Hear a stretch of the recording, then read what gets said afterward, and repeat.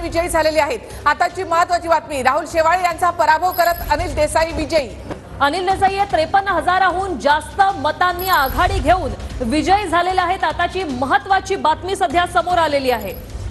तर अनिल देसाई 53,000हून जास्त मतांनी विजयी। भाजपच्या नवनीत राणा पराभूत, काँग्रेसचे बळवंत वानखेडे विजयी झालेले आहेत।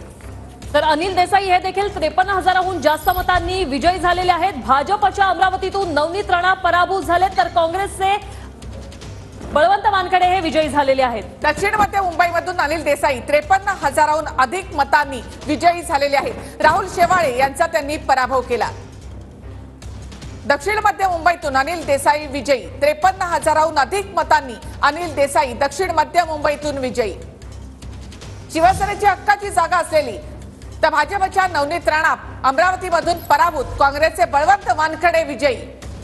गेल्या काही फेऱ्यांमध्ये मोठ्या संख्येने नवनीत राणा यांनी आघाडी घेतली होती, मात्र आता चित्र पलटलेलं आहे। भाजपच्या नवनीत राणा या पराभूत झालेल्या आहेत।